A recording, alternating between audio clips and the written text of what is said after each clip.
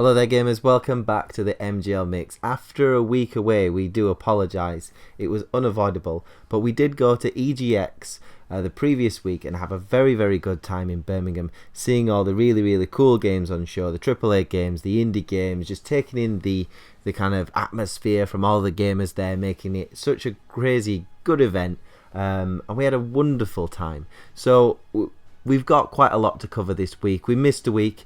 I took a family holiday to what's got to be a very nice place in Centre Parks in England, up in the Lake District.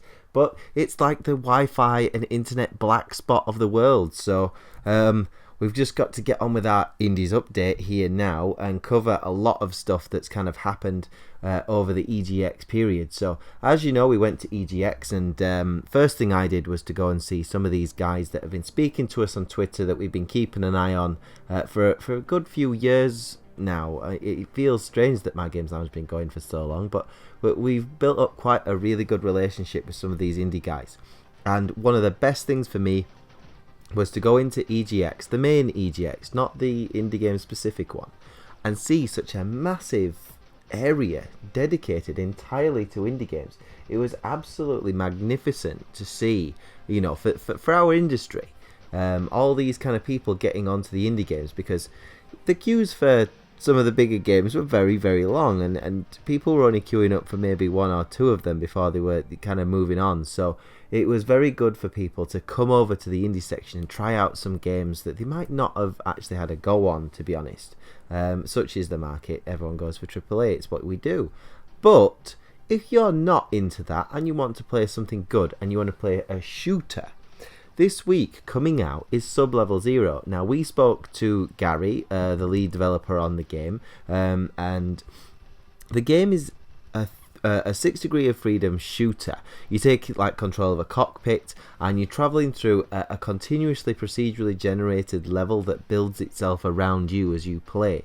And it took the internet by storm, you know, a good 6-7 months ago, just before the EGX Resd event, and I was talking to Gary, and off the record he kind of said a few things about the build there to suggest that it was nowhere near what the build is going to be now. So with it just being ready to come out, we're actually going to see this game in its full glory. And having played it at the event and playing it now to review it, I can't say too much about what I'm playing to review, but I can say what I thought at the event, and it is excellent. It really is. They've done something that's really cool, and I'm not sure if I can get some gameplay to show it you, but if I can, I will put it on now, of this cool Metroid Prime inspired kind of view of your map as you're trying to explore these kind of different rooms that appear as you go. It's a very clever idea, and a lot of the things in this game are very clever too. A lot of the loot collecting is far more tighter than it was at Resd, and just the general movement and shooting is really good. Now they're also going for it with virtual reality support, so you can expect this to come out on Oculus. They're working with the Morpheus team. They're trying to work with Microsoft as well to get in at that level, maybe with HoloLens, I don't know, but they are doing everything they can to make this game not only a great game to play on your PC this week, but to make it a really good virtual reality experience. It lends itself to it. I mean, I'm a motion sensitive, crazy, wannabe sick guy, so I'm not going to be playing any virtual reality games unless it's a very slow walking pace. But this is exceptionally cool. I'm playing it, I'm enjoying it. I played it at the event. I really enjoyed it at the event. I thought it was cool. There was lots of positive feedback from the gamers there. It's coming out on Steam this week. Watch out for it. It's a good one. I enjoyed that. Continuing my walk around the Res section, I went next door, still with the same publisher, Mastertronic, who are publishing Spilt Milk's game, Tango Fiesta. A game we saw back in 2013 and loved. We played it at the first Resd. It was our first games conference as a website, as mygameslounge.com, and it was just fun. It encapsulated that idea that we have of playing games, being a bit older and playing games like this when they first came out.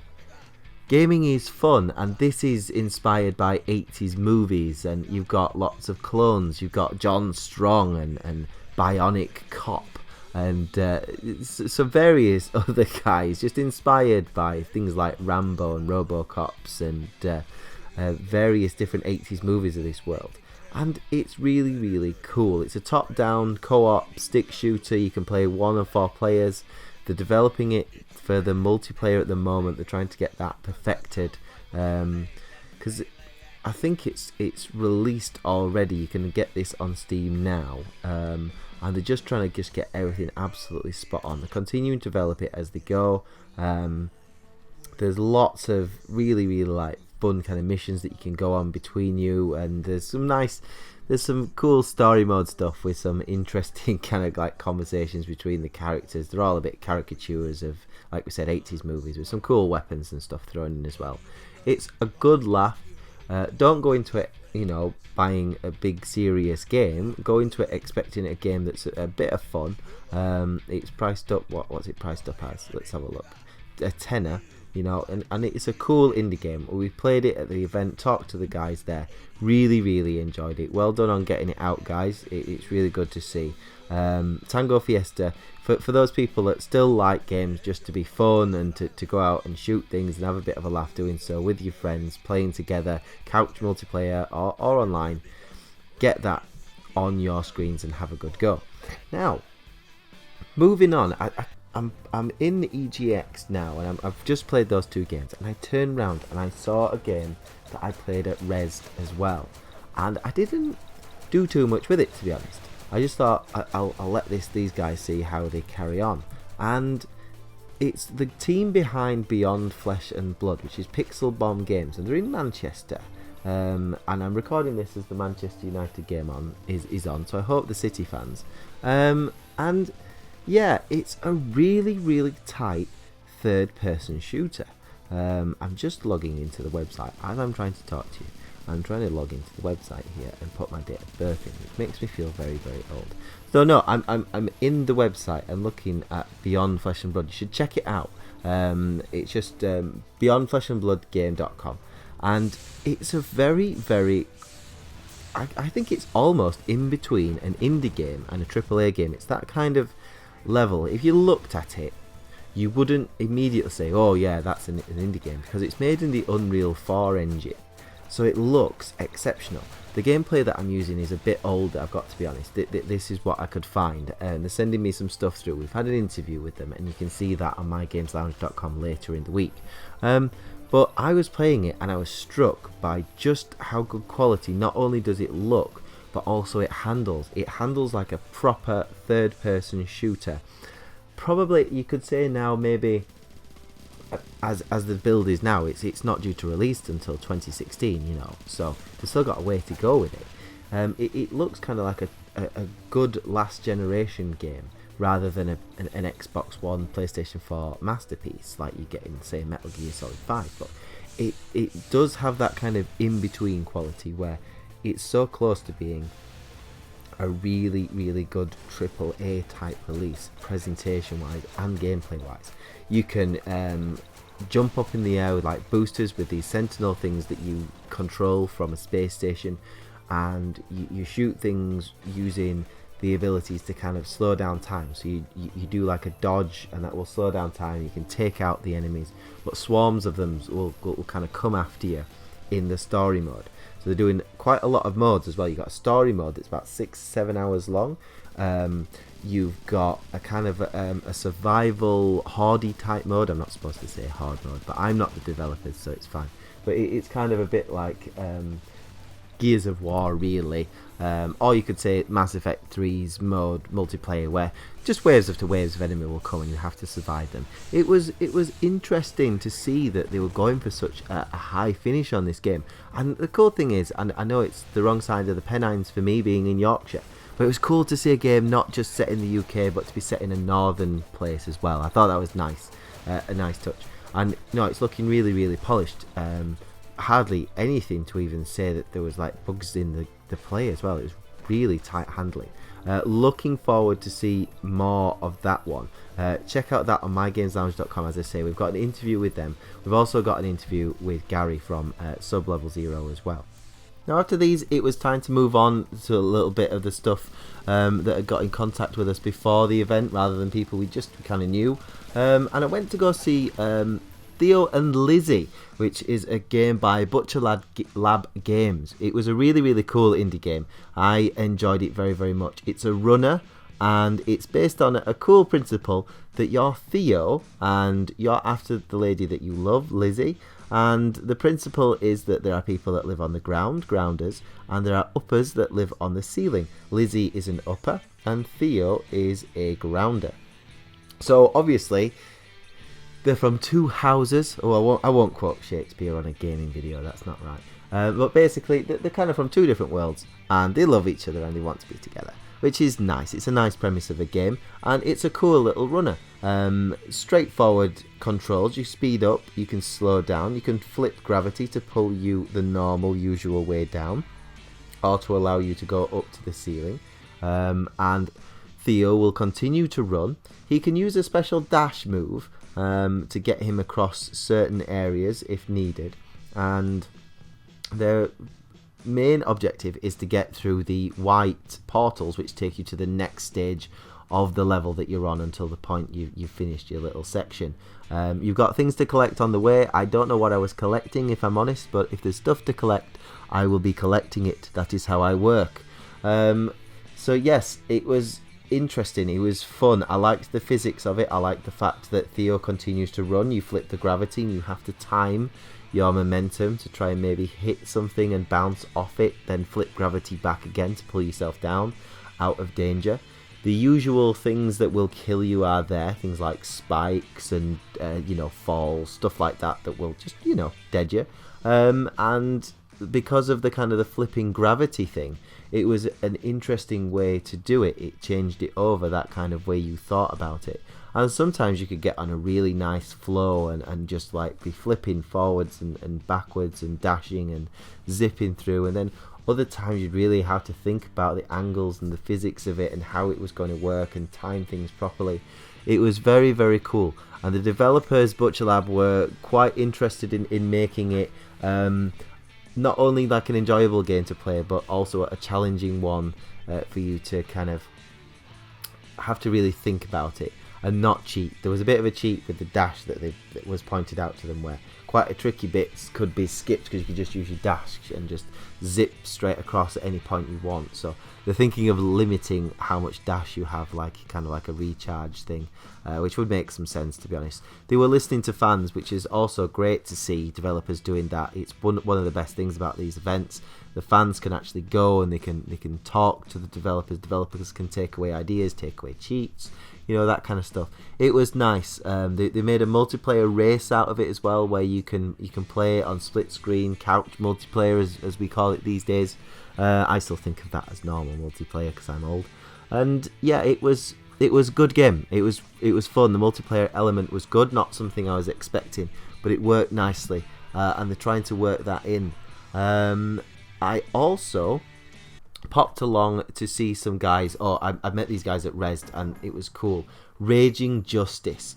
Now, if you're a bit of an old school gamer, I just mentioned that I'm old. If you were gaming in the 90s rather than being born in the 90s, you lucky devils, then Streets of Rage was one of the best games out there back then. It was outstanding. It was that kind of 2D, but you could kind of move up and down, foreground and background. You had combat, you had weapons, you had this kind of gritty urban streets that you were kind of freeing from oppression from the gangs. And this is bringing it back. This is bringing that gameplay back, taking it onto the Xbox One, onto Steam, and onto iPad as well. I saw it on mobile, so I'm not sure how many mobile type devices, but I definitely saw it being played on a tablet that looked like an iPad, which was interesting to see.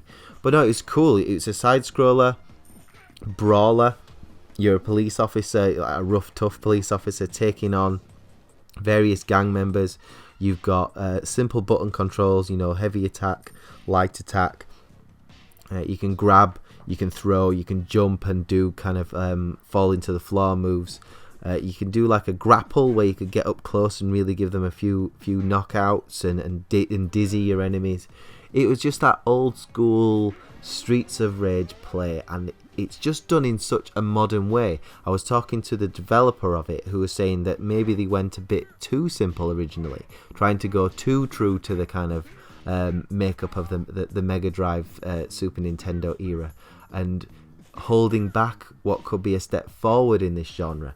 So they've really kind of added in a few like extra animations, abilities, things that you could do that perhaps you couldn't do on those games but wanted to, limited by the hardware, the 16-bit hardware of the day.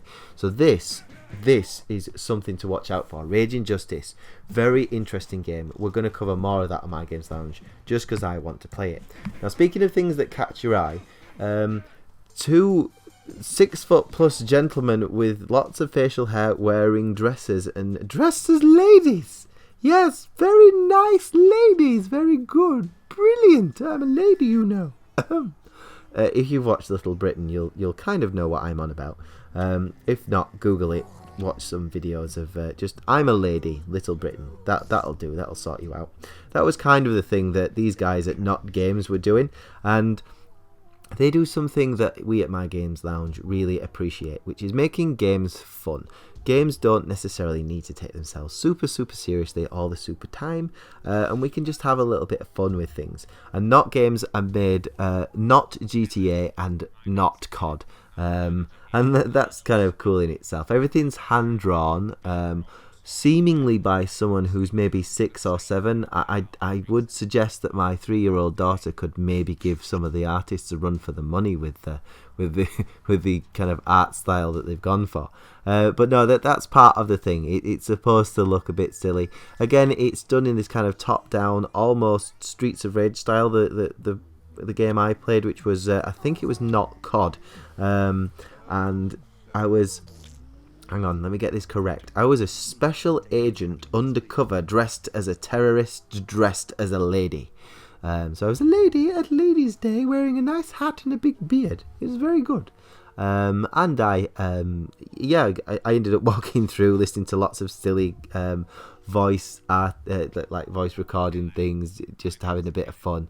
And then I was a terrorist, so I was creating terror. I was shooting up Ladies' Day at the races and trying not to get stomped all over by horses. There was a little kind of early days glitch in the game that stopped it from playing for a while, but once that was kind of sorted out, everything played really nice and fun. The guys were a good laugh there. So Not Games, keep an eye on Not Games. If you feel like gaming is allowed a sense of humour, then that's one for you. It's a fun game. And speaking of fun games, there was another one there, Unbox. This is by a team, I think it's Prospect Games. Just let me check that. Yes, Prospect Games. They're developing Unbox, which has got kind of a couple of layers to it. You're a parcel in like a physics-based world, and you've got to be delivered. But there's a few different ways that this kind of becomes like a fun, engaging game. You're a parcel in a race if you want to play multiplayer, and it's kind of Mario Kart inspired. So you've got various different boxes. You can unbox yourself, which creates kind of like a cushion of air as you jump, so you can float and guide yourself over large gaps and glide. And the tracks were really cool. There was a snow-based one that was really nicely put together. There were some tropical ones as well. And it was Mario Kart inspired, so you had like power-ups, boosts, weapons, various things that you could do to stop your fellow racers. It was cool to watch. What was even cooler, and something that they changed since it was at Rezzed earlier in the year, was an open world single player mode, where you were this kind of box parcel wanting to be delivered, and you were taking on challenges and quests in an open world physics engine, which was really cool. It's an ambitious thing to do it that way, but it works. I think it works really well for this game, and the developers are doing a great job because it looks good. There's a sort of not in the same way, obviously not. It's not a first-person shooter like Far Cry 3 was, but there's a certain Far Cry element to it. That Far Cry 3 tropical island feel with really nice lush environments. It looks really good. Very keen on Unbox. More coverage coming your way on mygameslounge.com. And then there were three more of my 10 of the indies that I really enjoyed. As my phone goes off and ruins my recording, thank you. We've got Riot, Civil Unrest. Now this is coming out towards the end of the year. Now I'm genuinely gutted to say this, gamers. I did not play this enough. I cannot tell you exactly how good it is. But what I can say, it's got a fantastic visual style. I mean, stunning. It's done in like a pixel art presentation. Everything's done to look real, but done in like pixel art. And it's all based around this kind of civilization of things are falling apart. There's kind of an economical crisis. Things are falling to bits in Spain, in Egypt, in Greece. And everything is just kind of falling to bits around you in society. And you get the opportunity to play as either police or rioters in this game and experience the type of things that can happen from both sides. So you play as the police, you can do crowd control, be aggressive, be passive. You can call out tactical ballistics, full assaults. You can use water cannons, or you can use police trucks. You can use smoke grenades, or you can use tasers or live ammunition if you want to. Totally up to you how you control these crowd unrests. And then there was the rioters, where you could agitate things. You can get rioters going with armed or being a bit more passive, protesty. You've got journalists filming things and reporting on things and how you want them to report it, how you want them to do it. You can get rage. You can try and get more people to come on board with your cause. And I played a bit of it and I loved it. I played a little bit of the crowd control, forming a wall and trying to keep things under control. And I'm a nice left-wing type person, so I was like, yeah, you protest away, guys. I'm going to be quite passive here, and let you guys get on. But they soon started to mount rage, and then it was a case of, well, what do I do? How would I approach this situation? I know many of my friends are evil, nasty bastards who'll just kill everybody that tried to get past their wall. But obviously, left-wing softy like myself was just like, no, it's all right, calm down. We understand, we understand what's going on. Again, like a top-down isometric kind of view. Very, very interesting game. Coming out, published by Merge Games. Merge Games obviously make a lot of indie stuff for people. Interesting game. Riot, Civil Unrest. It looks like it could be one of those that doesn't pull any punches either with kind of what goes on. Excellent looking game. Another game. Two more. Final two. The Escapists, The Walking Dead. I believe this is released, and it came out whilst I was on holiday. That's why I'm not sure of the release date, but it was the 30th of September, and it's just cool. It really is good. The Escapists is cool anyway. It's that kind of retro RPG style graphics, but this time you've got the locations that you've got in the Walking Dead comics, not necessarily the TV show, but the comics. So yeah, make sure you have a look at that one. It's more of the Escapists basically, and that's an award-winning, outstanding game. But in this one, you've got kind of you've got the prison from series 3. You've got Woodbury. You've got all kinds of different stuff that you can do from The Walking Dead. So check that one out. It's a cool one. It was just fun to play. It's worth having a look at that one. And lastly, certainly by no means least, a game we can't fail to mention on My Games Lounge because it's just outstanding. Eden Star. Destroy, build, protect. Now if you saw this game, if you were just walking past it, you would just think it was a AAA release. It looks that good. Unreal 4 engine used to great effect. They've been in early access for some time. You can still get it on early access, which will possibly save you some money. I'm not sure. $14.99 it is at the moment. And it's a very, very cool game. A sci-fi survival game. It's based on physics. It's based on combat. You've got destructible environments. You absorb things from the environment as you're going. It's played from a first-person perspective, and you create a base, and you can kind of just basically roam this alien world, but it is hostile, so you've got to defend yourself, you've got to protect yourself, you've got to create yourself some kind of thing to kind of harness all the environment around you and keep your base safe. So it's very, very cool. I love Eden Star. I have finally got a copy on my PC that my slightly rustic graphics card can run. So I'm looking forward to having a go of it. They were telling me, the developers at Flix Interactive were explaining that they're working on the game now for multiplayer. They're really wanting to go with that, and they're hoping to come out of early access once that's kind of perfected. But the best thing about these developers with this game is they've really listened. If you look at Steam, there's got such good feedback from them, but they're getting feedback from players, and they're really responding and trying to add things into it and really make it something that they've created but the fans have created with them. And that's just excellent from developers when they can do that. So this was a very long indie update from mygameslounge.com with me, Respawn Roscoe, on the MGLMix today. So make sure you keep track. Now we're changing the format, like I said. There is no longer one long video today. It would be too long. I think it may even be too long for YouTube. They've got all the servers of an entire country.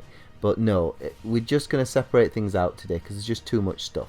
So this has been the indie update on mygameslounge.com. We've got more videos. We've got EA at EGX. They had a massive showing. There's some fantastic games in there. I loved Battlefront. I really did. It was great. I'm a Star Wars fan. Fantastic. But Mirror's Edge Catalyst, blew my mind. We've also got Ubisoft, who had 3 really, really good games. Assassin's Creed Syndicate has a lot of hopes riding on it for the Assassin's Creed series.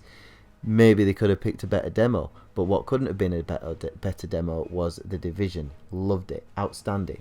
And then we've got all the stuff that Microsoft and Sony have done at the event. There was a Sony section that, to be honest, disappointed.